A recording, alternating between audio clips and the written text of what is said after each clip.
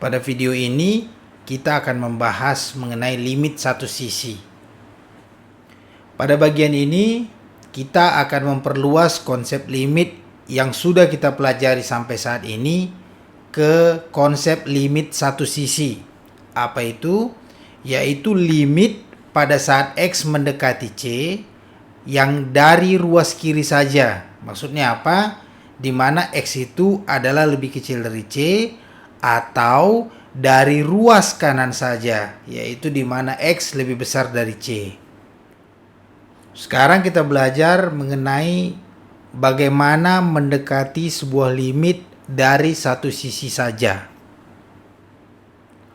Untuk memiliki sebuah limit L pada saat X mendekati C, sebuah fungsi f itu harus terdefinisi pada kedua sisi C, dan nilainya fx harus mendekati L pada saat X mendekati C dari kedua sisinya. Artinya, f harus terdefinisi dalam sebuah interval terbuka yang melingkupi C, tetapi tidak harus di C. Karena itu, limit yang sudah kita ketahui sampai saat ini itu disebut sebagai limit dua sisi, ya. Karena X mendekati C dari kedua sisinya, yaitu dari kiri dan dari kanan titik C. Jadi jika fungsi f ini, ya, dia tidak memiliki limit dua sisi di titik C, artinya dia tidak memiliki limit di titik C. Tapi fungsi f ini mungkin masih memiliki limit satu sisi, biarpun dia nggak mempunyai limit dua sisi, yaitu sebuah limit yang pendekatannya hanya dari satu sisi saja. Jika pendekatannya dari kanan, limitnya adalah limit kanan. Jika pendekatannya dari kiri, limitnya adalah limit kiri. Nah, sekarang kita lihat fungsi fx sama dengan x dibagi nilai absolut dari x. Ya, kalau kita plot grafiknya itu seperti yang di kanan ini. Ya. Kalau di sini fungsi ini dia memiliki limit 1 saat X mendekati 0 dari kanan, ya. Jadi saat X mendekati 0 dari kanan limitnya 1, ya. Dia menuju 1 di sini. Dan limitnya minus 1 saat X mendekati 0 dari kiri. Saat X mendekati 0 dari kiri limitnya minus 1. Jadi kita bisa lihat di sini, ya. Nilai limit satu sisi ini nggak sama. Nilai limit dari sisi kanan itu 1, nilai limit dari sisi kiri itu minus 1. Jadi bisa kita bilang tidak ada bilangan tunggal yang didekati fx saat x mendekati 0, ya. Saya ulangin. Jadi pada saat x mendekati 0, kalau dia mendekati dari kanan bilangannya 1. Kalau dia mendekati dari kiri bilangannya minus 1. Jadi dia tidak ketemu di satu bilangan tunggal atau satu bilangan yang sama. Jadi di sini kita bisa bilang bahwa fungsi fx ini tidak memiliki limit di 0, ya, atau tidak memiliki limit dua sisi, ya. Karena limit yang ordinary, limit yang kita tahu itu adalah yang sudah kita pelajari, ya, adalah datang dari kanan dan datang dari kiri harus ketemu di satu titik yang sama.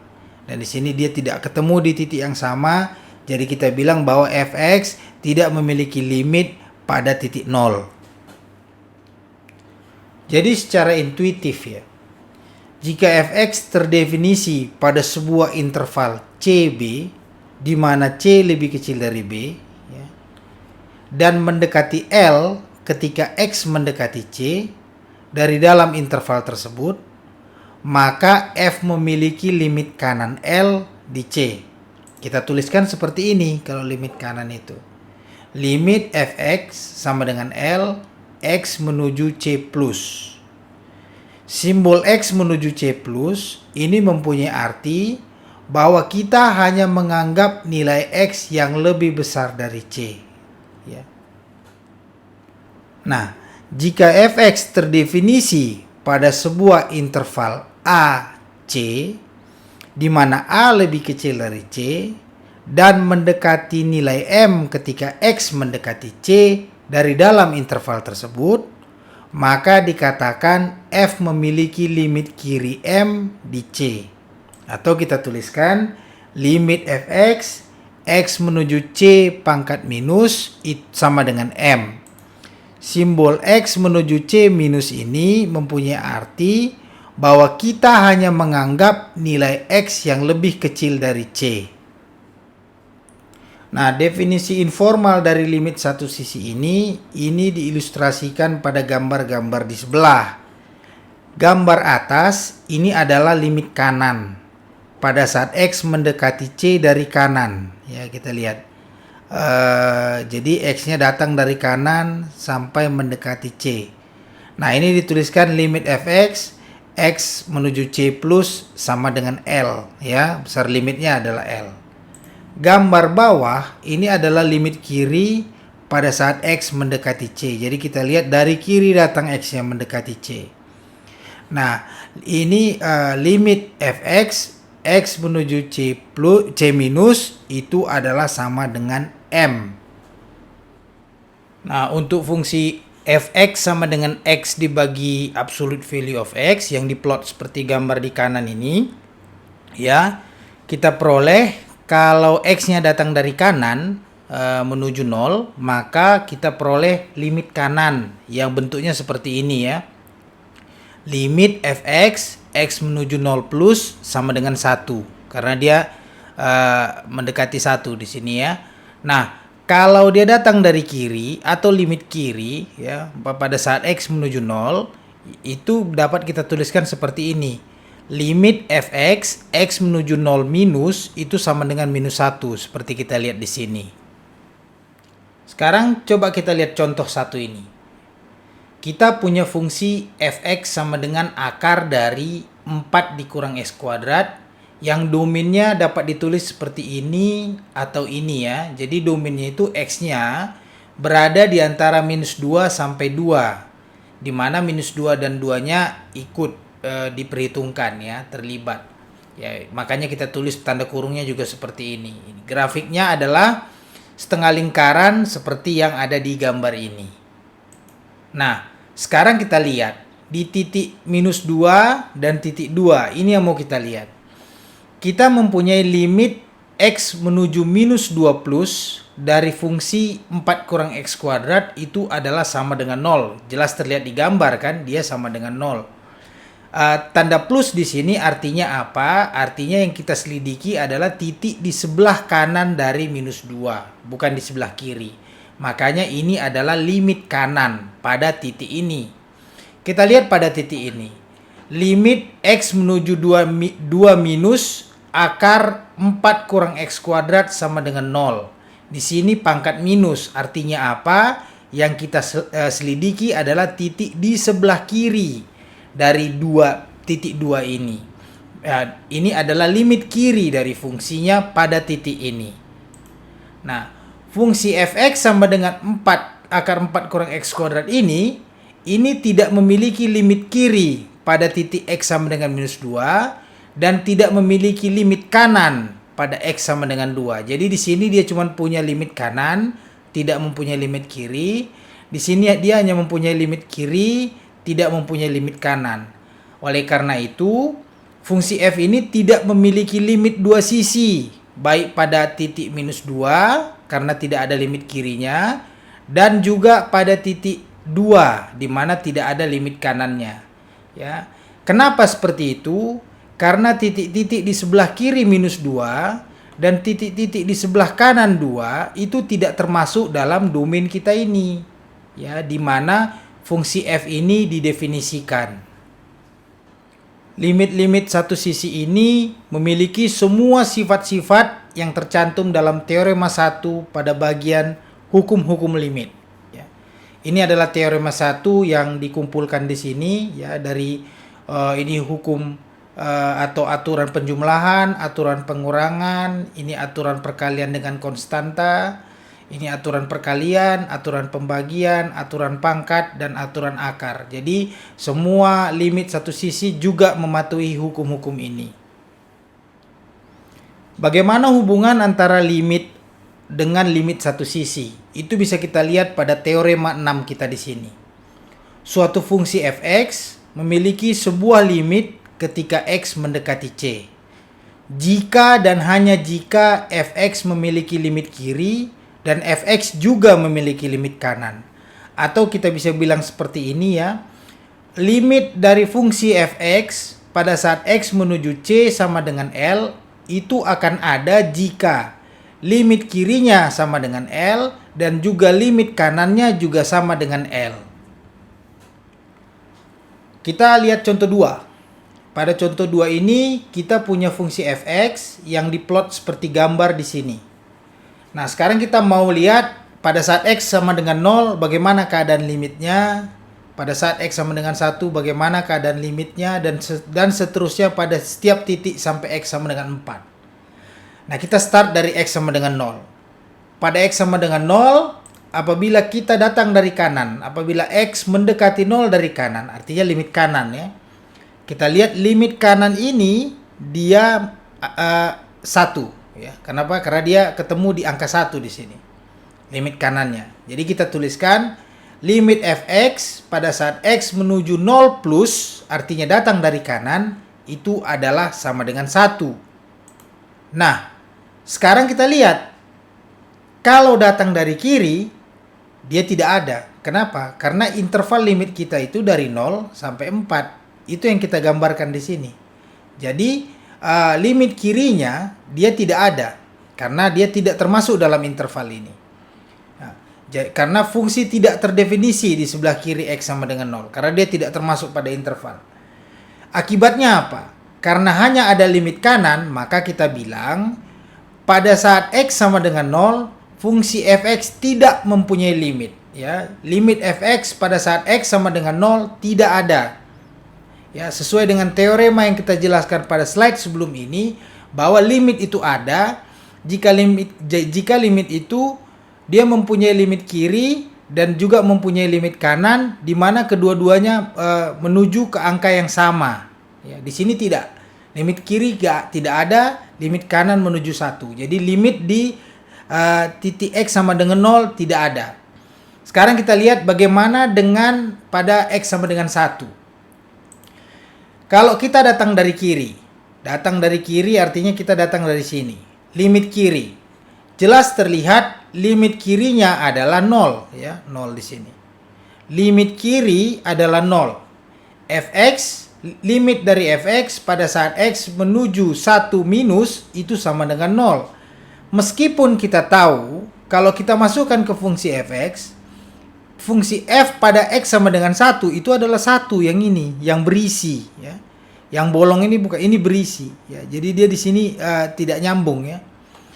Fungsi f1 itu adalah 1. Limit f(x) pada saat x menuju 1 minus itu adalah 0. Oke. Nah, sekarang kita lihat. Kalau kita datang dari kanan, berarti kita lihat yang ini. Kita lihat pada saat x menuju 1 di sini ya. X menuju 1 plus artinya datang dari kanan, itu limitnya adalah 1. Ya, jadi kita lihat pada saat datang dari kiri limitnya adalah 0. Pada saat datang dari kanan limitnya adalah 1. Akibatnya apa? Karena limit kiri dan limit kanan tidak sama, yang ini limit kirinya adalah 0, limit kanannya adalah 1, maka kita bilang limit f(x) pada saat x menuju 1 itu tidak ada. Nah, sekarang kita selidiki limit pada x sama dengan 2. Nah, kalau kita datang dari kiri, berarti kita lihat yang ini ya, datang dari kiri menuju 2. Jadi karena menuju 2 dari kiri, jadi x menuju 2 negatif. Di sini kita lihat bahwa dia ketemunya di 1 ya. Y sama dengan 1. Berarti limit f(x) x menuju 2 minus adalah sama dengan 1 dari kiri. Nah, kalau dari kanan bagaimana? Dari kanan berarti kita lihat yang ini. Waktu kita bergeser menuju 2 plus, artinya dari kanan, kita bergeser menuju 2 plus, maka dia juga Y-nya 1. Maka limit f(x) pada saat x menuju 2 plus, itu juga sama dengan 1. Di sini kita lihat limit kiri dan limit kanan dia mempunyai nilai yang sama atau nilai tunggal. Akibatnya apa? Akibatnya fx itu memiliki limit pada saat x sama dengan 2 di sini. Yaitu sama dengan 1 ya, sama besar dengan limit kiri dan limit kanannya. Meskipun fungsi kita pada saat dimasukkan 2 ke fungsi kita itu adalah 2 yang ini, yang terisi ini ya. Di sini bolong terisi. Jadi ini artinya apa? Pada waktu dimasukkan f2 ke dalam fungsi, hasilnya adalah titik ini ya. Jadi meskipun fungsinya tidak sama dengan limitnya, tapi kita tahu bahwa limit di sini di x sama dengan 2 itu ada. Nah, sekarang kita selidiki pada x sama dengan 3. Di sini juga cukup berbeda kasusnya. Kalau kita datang dari kiri menuju 3 negatif ya, dari kiri. Kita datang dari kanan menuju 3 negatif, dia ketemu di satu titik yang sama. Kita lihat. Limit fx pada x menuju 3 negatif ya. Dia ketemu di titik ini. Ketemu dengan limit kanan, limit fx pada saat x menuju 3 positif dari kanan. Karena dia ketemu pada titik yang sama, artinya pada x sama dengan 3, limit kiri sama dengan limit kanan, yaitu sebesar 2. Kebetulan, fungsinya juga pada saat x sama dengan 3 adalah sama dengan 2. Jadi di sini jelas terlihat bahwa limit fx pada saat x sama dengan 3 adalah sama dengan fungsi fx pada saat x sama dengan 3, yaitu sama-sama 2. Sekarang kita perhatikan titik terakhir, titik 4. Di sini juga terdapat 2 titik yang berbeda, bolong dan titik yang berisi. Nah, kalau kita datang dari kiri, ya, itu artinya kita datang menuju 4, berarti 4 negatif dari kiri, limit kiri. Nah, limit kiri dari fx pada saat x menuju 4 negatif itu adalah sama dengan 1. Karena kita tarik sini, dia ketemu ini. Y sama dengan 1. Meskipun pada saat x dimasukkan ke fungsi, itu adalah hasilnya yang titik yang berisi ini. Dia tidak sama dengan 1. Dia di sini mungkin ini kira-kira setengah. Nah, limit kanannya tidak ada. Nggak ada. Kenapa nggak ada? Karena fungsi fx ini tidak terdefinisi di sebelah kanan dari 4. Karena dia tidak termasuk dalam intervalnya ini. Dia tidak terdefinisi di sini. Akibat hanya limit kiri yang ada, limit kanan tidak ada, maka pada x sama dengan 4 tidak terdapat limit ya. Jadi fungsi fx tidak mempunyai limit pada saat x sama dengan 4 ya. Seperti kita lihat di sini, limit fx x menuju 4 tidak ada. Sampai sejauh ini fungsi-fungsi yang sudah kita pelajari itu memiliki limit pada setiap titik yang mau diselidiki. Baik itu limit 2 sisi atau hanya limit 1 sisi saja. Tetapi secara umum, hal ini tidak selalu terjadi. Kita akan lihat pada contoh berikutnya. Pada contoh yang ketiga ini, tunjukkan bahwa sinus 1 per x tidak memiliki limit pada saat x mendekati 0 dari kedua sisinya. Nah, ini adalah grafik dari y sama dengan sinus per x. Pada saat x mendekati 0, 1 per x itu akan tumbuh tanpa batas ya. Kalau cuman grafik 1 per x kita lihat dia akan naik terus dia sampai y-nya menuju plus tak hingga di sini, dia terus di sini sampai y-nya menuju minus tak hingga di sini, tapi dia tidak pernah menyentuh sumbu y ya. Jadi dia tidak pernah menyentuh sumbu y. Dan sinus 1 per x ini memiliki siklus yang berulang dari minus 1 ke 1 ya. Kita lihat ini siklus yang berulang. Dan kita lihat di sini makin lama dia semakin rapat, tapi dia tidak pernah ketemu di sini ya. Karena sifatnya ini fungsi ini dia tidak pernah menyentuh sumbu y. Nah, di sini kita lihat tidak ada bilangan tunggal L yang nilainya secara konsisten semakin mendekati nilai fungsi ketika x mendekati 0. Jadi ketika x mendekati 0, kita tidak ketemu ke bilangan tunggal L, ke bilangan tunggal L. Nah, kasus ini juga terjadi jika kita membatasi x hanya positif saja. Jadi misalnya yang kiri ini kita hapus, kita cuma ngelihat yang sebelah kanan ini aja, atau yang kanan ini kita hapus, kita cuma lihat yang sebelah kiri ini aja ya. Jadi kasus kasus tidak ketemu kebilangan tunggal L ini juga terjadi. Akibatnya karena biarpun ini kita potong dari cuman kanan saja atau kiri saja, kasusnya tetap sama, maka kita bilang bahwa fungsi sinus 1/x ini dia tidak memiliki limit kanan maupun limit kiri pada X sama dengan 0, ya karena di grafik ini terlihat bahwa dia tidak pernah bersentuhan dengan sumbu Y ini, ya. Nah, jadi di sini terlihat bahwa ternyata tidak di semua titik terdapat limit pada titik-titik yang mau kita selidiki, ya. Dalam artian walaupun itu hanya limit kanan ataupun limit kiri, kita bilang tadi bahwa semua titik ini akan memiliki limit. Nggak harus limit dua sisi, bisa juga limit satu sisi. Ternyata pada kasus ini pada X sama dengan 0, dia tidak mempunyai limit kanan dan dia juga tidak mempunyai limit kiri. Nah, sekarang kita akan mempelajari limit yang melibatkan sinus theta dibagi theta. Fakta utama tentang sin theta per theta adalah bahwa dalam satuan radian, limitnya pada saat theta menuju 0, dia adalah 1, seperti kita lihat pada gambar di kanan ini. Ini adalah plot dari sin theta per theta. Ya, kalau kita lihat datang dari kiri dan datang dari kanan, dia ketemu di 1. Ya. Makanya limitnya pada saat theta menuju 0 adalah 1. Dan ini akan dapat kita konfirmasi secara aljabar dengan menggunakan teorema sandwich. Kita akan melihat pentingnya limit ini pada saat kita nanti mempelajari turunan dari fungsi-fungsi trigonometri. Ya, di sana nanti kita akan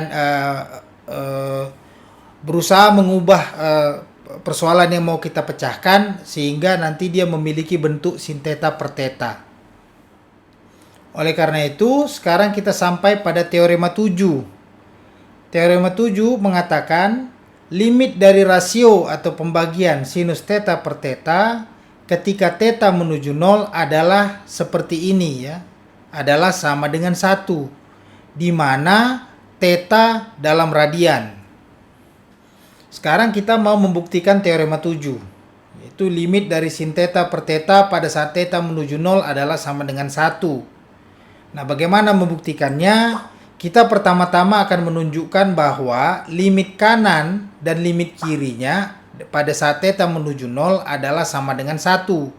Kemudian, karena limit kanan dan limit kiri adalah sama-sama 1, maka kita bisa bilang bahwa limit dua sisinya adalah juga sama dengan 1. Nah, untuk menunjukkan bahwa limit kanan adalah 1, kita mulai dengan nilai positif theta, ya. Seperti gambar ini, nilai positif theta yang kurang dari pi per 2. Jadi, theta ini adalah antara 0 sampai pi per 2. Jadi, ini seperti gambar kanan kita ini, ya. Thetanya ini.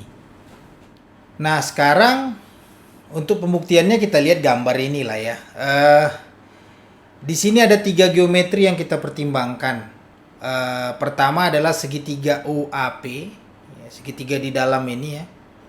Segitiga ini, luas segitiga ini kita katakan lebih kecil dari luas sektor lingkaran OAP. Sektor lingkaran OAP OA, kemudian kita ikuti busur yang melengkung ini sampai P, kemudian kita balik lagi ke O. Dari gambar ini aja terlihat bahwa sektor lingkaran yang melingkupi busur ini lebih besar luasnya daripada luas segitiga yang di dalamnya ini. Kemudian kedua geometri ini luasnya lebih kecil dari luas segitiga OAT yang kuning ini, ya. Nah, sekarang ketiga geometri ini bisa kita ekspresikan, ya, geometri segitiga, terus sektor lingkaran, kemudian segitiga, kita bisa mengekspresikan luasnya sebagai fungsi theta. Yang pertama dulu, yang paling dalam. Segitiga OAP, itu luas segitiga adalah setengah alas kali tinggi. Alasnya adalah OA, tingginya adalah PQ. OA adalah 1, PQ adalah sinus theta. Jadi kita dapatkan luas segitiga OAP adalah setengah sinus theta. Nah, luas sektor lingkaran OAP itu rumusnya adalah setengah R kuadrat theta. R-nya itu adalah 1, ya, jari-jari lingkaran. Nah, jadi kita masukkan setengah kali 1 kuadrat kali theta, kita dapat luas sektor lingkaran OAP ini adalah theta per 2. Nah, segitiga paling luar, segitiga OAT, ini luasnya ya sama, luas segitiga, setengah alas kali tinggi. Alasnya 1, tingginya adalah tangen theta di sini. Ya, tingginya adalah tangen theta. Ini adalah sama dengan setengah tangen theta. Ya. Nah, maka kita bisa bilang ya, kita tuliskan yang atas ini dengan yang menjadi dengan rumus-rumus ini kita dapatkan ini. Yang kiri luas ini adalah setengah sinus theta. Yang tengah itu adalah theta per 2. Yang kanan adalah setengah tangen theta. Ya. Mungkin ada yang bingung ya, kenapa ini tangen theta, kenapa ini sinus theta gitu ya. Kalau misalnya gini, kalau kita hitung tangen theta itu apa? Misalnya kita belum tahu ini apa, bilanglah ini A, ya, ini A. Kita mau menghitung tangen theta. Tangen theta adalah depan per samping. Tangen theta adalah A per 1. Jadi jelas bahwa A adalah sama dengan tangen theta. Sama juga dengan sinus theta. Ya. Ini kita bilanglah ini B, misalnya. Ini B. Sinus theta adalah B per 1. Berarti sinus theta adalah B. Nah, berarti B ini adalah sinus theta. Begitu ya. Jadi jangan bingung kenapa ini sinus theta, kenapa ini tangen theta. Nah, cos theta juga menggunakan ide yang sama. Kemudian kita bagi pertidaksamaan yang sudah kita dapat tadi ya. Setengah sin theta lebih kecil dari theta per 2, lebih kecil dari setengah tangen theta, itu kita bagi dengan setengah sinus theta. Jadi masing-masing segmen ini kita bagi dengan setengah sinus theta. Setengah sin theta dibagi setengah sin theta dapatnya 1. Theta per 2 dibagi setengah sin theta dapatnya theta per sin theta. Setengah tangen theta dibagi setengah sin theta dapatnya 1 per cos theta. Kemudian kita ambil kebalikannya. Maksudnya apa? Ini kita bagi jadi 1 per 1 ya. Nah, kebalikannya itu tanda yang tadi lebih kecil jadi lebih besar. Ini 1 dibagi theta per sin theta jadi sin theta per theta. Ini juga karena kebalikannya jadi lebih besar. 1 dibagi 1 per cos theta jadi cos theta. Nah, sekarang kita dapat pertidaksamaan baru di sini ya. Yang tandanya sekarang udah menjadi kebalikannya. Kemudian kita ambil limit pada saat X menuju 0 plus ya, dari kanan dia, limit kanannya. Pada masing-masing segmen di sini, maka kita tulis di sini limit dari 1 X menuju 0 plus, limit dari sin theta per theta X menuju 0 plus, limit cos theta X menuju 0 plus. Dan tandanya ini adalah yang ini lebih besar dari ini lebih besar dari ini. Nah, sekarang kita tulis lagi pertidaksamaan ini pada slide ini ya. Nah, yang kiri ini adalah fungsi konstanta. Jadi limit dari konstanta X menuju sesuatu di sini adalah konstanta itu sendiri. Maka limit 1 dari X menuju 0 plus itu adalah sama dengan 1. Yang kanan ini sudah kita buktikan pada video sebelumnya ya, di mana limit cos theta pada saat X menuju 0 itu adalah sama dengan 1 ya. Nah, itu adalah sama dengan 1 di sini. Nah, maka dari teorem sandwich bilang gini, kalau limit ini diapit oleh limit ini dan limit ini, sementara limit ini menuju 1, limit ini juga menuju 1, berarti yang diapit atau dijepit di tengah-tengah juga menuju 1. Maka teorem sandwich ini memberikan limit sin theta per theta dari X menuju 0 plus itu adalah sama dengan 1. Sampai slide sebelumnya tadi kita sudah membuktikan bahwa limit kanan daripada sin theta per theta adalah 1. Nah, untuk membuktikan ekspresi ini, sekarang kita perlu membuktikan bahwa limit kirinya juga adalah 1. Nah, kita mulai dengan menganalisa fungsi theta dan sinus theta. Fungsi theta dan sinus theta itu adalah fungsi ganjil. Maksudnya fungsi ganjil adalah simetri terhadap titik origin. Ya, ini pangkatnya ganjil. Nah, simetri terhadap titik origin kita lihat seperti gambar di samping. Yang atas ini adalah grafik dari sinus theta, ya. Ini theta, Ya, ini Y, ya, jadi ini grafik fungsi dari sinus theta. Kita lihat bahwa dia kalau kita tarik garis sebesar 135 derajat dari sumbu X positif seperti ini, maka kita lihat ini jadi cermin ya, bahwa yang atas ini dicerminkan menjadi seperti ini terhadap titik origin atau titik nol. Sama juga dengan fungsi theta, Y sama dengan theta ini. Kalau kita tarik garis sama dengan yang di atas ini jadi cerminnya ya. Jadi ini adalah pencerminan dari ini dengan ini sebagai cerminnya atau refleksi ya terhadap titik origin. Jadi ini dua fungsi ini simetri terhadap titik origin, dan dua fungsi ini adalah dua-duanya adalah fungsi ganjil. Nah, oleh karena kedua-duanya sinus theta dan theta adalah fungsi ganjil ya, fungsi ganjil, maka pembagiannya adalah fungsi genap. Ya, pembagian ini kan sama dengan perkalian. Kalau perkalian fungsi ganjil itu adalah hasilnya fungsi genap. Contohnya misalnya X pangkat 3 dikali X pangkat 5. Ya, jadi pangkat 3 pangkat 5 jadinya dia pangkat 8 ya, jadi fungsi genap. Ya, jadi pembagian juga seperti itu. Jadi fungsi ganjil dibagi fungsi ganjil, kita dapat fungsi genap. Fungsi genap itu artinya dia simetri terhadap sumbu Y, ya. Seperti kita lihat pada gambar ini. Dia simetri terhadap sumbu Y. Jadi sumbu Y inilah yang jadi cerminnya. Jadi yang kiri ini adalah pencerminan dari yang kanan. Karena sin theta per theta simetri terhadap sumbu Y, maka kita bilang gini. Maka nilai limit di sebelah kanan dari 1 adalah sama dengan nilai limit di sebelah kiri dari 1. Maka limit kiri dari sin theta per theta adalah sama dengan limit kanan dari sin theta per theta, yaitu sama dengan 1.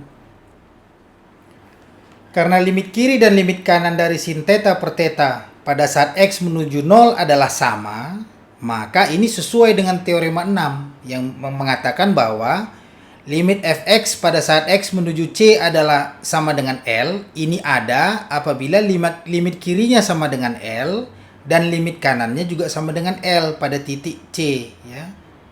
Oleh sebab itu, karena pada soal ini kita dapatkan limit kiri dari sin theta per theta itu adalah 1, dan juga limit kanan dari sin theta per theta adalah 1, maka kita katakan bahwa limitnya ada, yaitu limit sin theta per theta pada saat theta menuju 0 itu adalah 1. Jadi sudah terbukti ya. Nah, sekarang kita lihat contoh 5. Di contoh 5 ini tugas kita ada 2. Yang pertama, tunjukkan bahwa limit dari cos H kurang 1 dibagi H pada saat H menuju 0 itu adalah sama dengan 0. Tugas kita yang kedua, yang B, adalah kita mau mencari tunjukkan bahwa limit dari sinus 2x dibagi 5x pada saat X menuju 0 itu adalah 2/5. Untuk yang bagian A, kita mau membuktikan hubungan ini ya. Pada video pelajaran mengenai fungsi-fungsi trigonometri, kita sudah melihat bahwa terdapat hubungan seperti ini, yaitu sinus kuadrat theta adalah sama dengan 1 dikurang cos 2 theta dibagi 2. Nah, identitas ini bisa kita tulis ulang menjadi yang di kanan ini ya. Kita tulis ulang. Jadi cos 2 theta sama dengan 1 kurang 2 sin kuadrat theta. Nah, sekarang di persoalan ini kita punya variabel H. Maka kita mau menuliskan persamaan ini dalam variabel H. Di sini 2 theta adalah sama dengan H, maka theta adalah sama dengan H/2.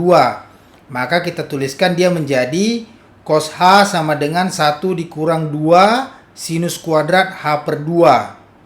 Maka fungsi ini bisa kita tuliskan dalam ini.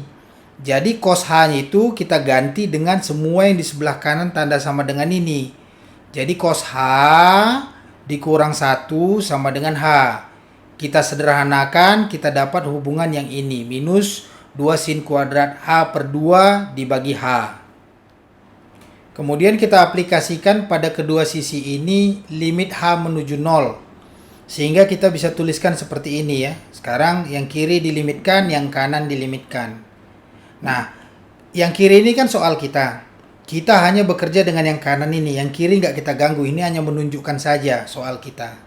Yang kanan ini yang akan kita kerjakan. Nah, sekarang kita misalkan lagi H ini adalah sama dengan 2 theta. Ya. Kalau H sama dengan 2 theta, ya maka kita ganti yang kanan ini. Jadi limit 2 theta menuju 0 minus sinus kuadrat theta. H2 sama dengan 2 theta, berarti H per 2 sama dengan theta. Dibagi 2 theta.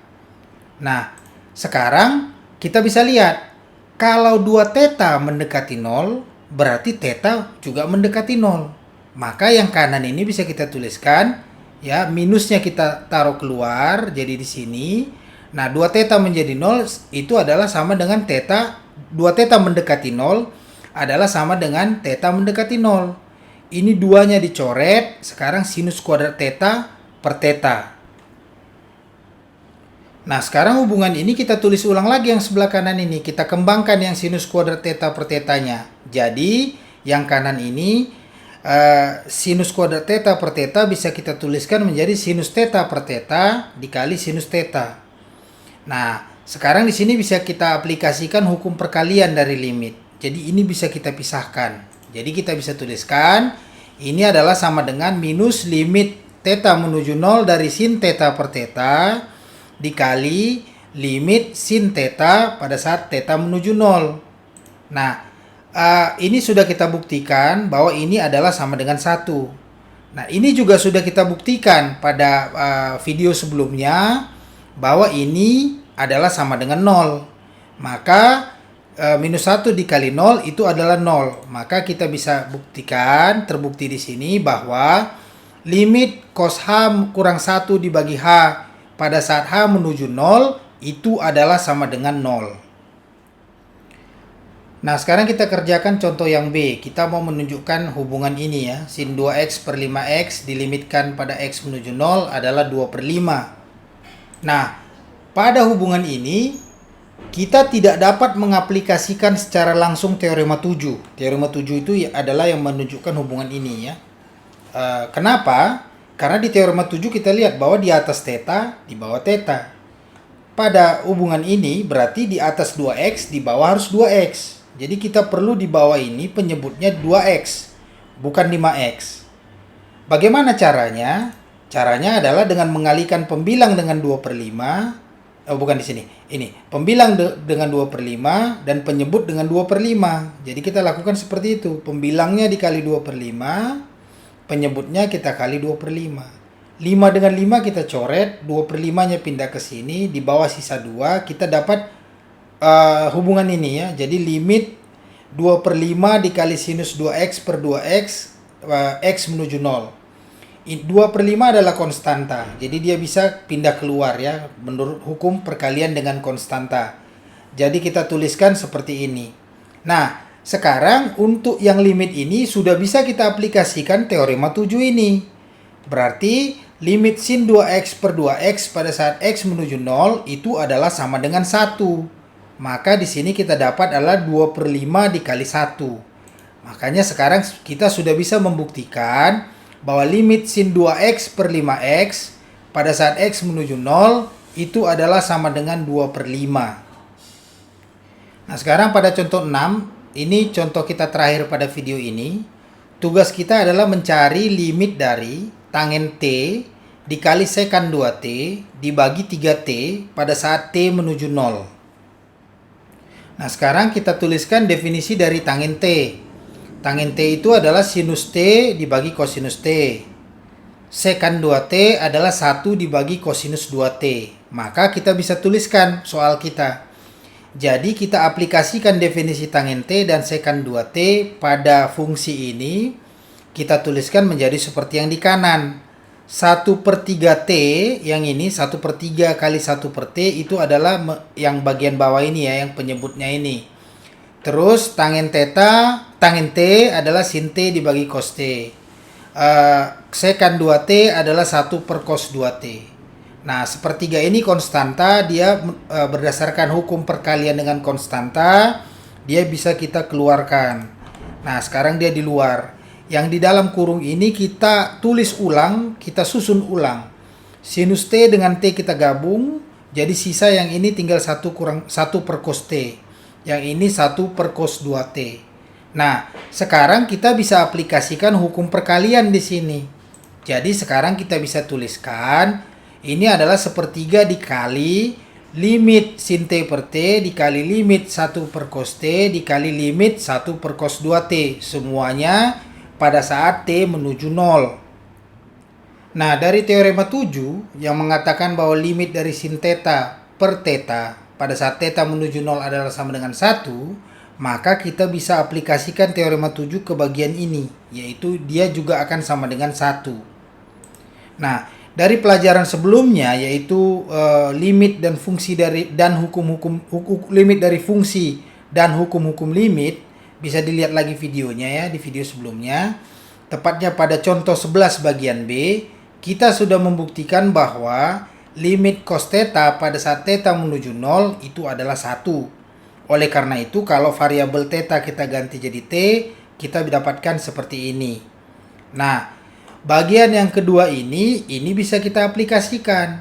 Limit T menuju 0 dari 1 bagi cos theta, ini dilimitkan, yang bawah dilimitkan ya. Yang atas dilimitkan, ini limit dari fungsi konstanta hasilnya 1. Ini dilimitkan adalah sesuai dengan yang kita dapatkan ini, itu juga 1.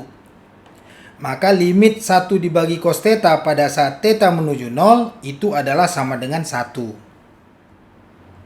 Nah, sekarang yang tersisa adalah tinggal yang limit dari 1 bagi cos 2 theta pada saat T menuju 0. Di sini kita misalkan variabel T kita adalah theta per 2. Jadi kita ganti ya, yang kanan ini soalnya ya. Yang kanan ini limit 1 dibagi 2T, karena T sama dengan theta per 2, maka theta adalah sama dengan 2T. Jadi 2T ini bisa kita ganti langsung ke sini. Yang T menuju 0 jadi theta per 2 menuju 0. Nah, ini mirip dengan soal sebelumnya ya, yaitu pada saat theta per 2 menuju 0, maka theta juga menuju 0. Sehingga ini bisa kita tuliskan bukan theta per 2 menuju 0, tapi theta menuju 0. Nah, limit theta menuju 0 dari 1 dibagi cos theta, ini sama dengan problem sebelumnya. Yaitu yang ini kita limitkan yang atas, kita limitkan yang bawah, kita dapatkan 1 per 1, ini adalah sama dengan 1. Maka kita kombinasikan semuanya. Ya, limit dari tangen T, sekan 2T dibagi 3T, pada saat T menuju 0, yang kita kembangkan menjadi ini, kita masukkan masing-masing poin ini dari yang sudah kita hitung. Jadi 1 per 3 dikali 1, dikali 1, dikali 1. Jadi limit ini adalah sama dengan 1 per 3. Demikianlah video mengenai limit satu sisi. Sekian dan terima kasih.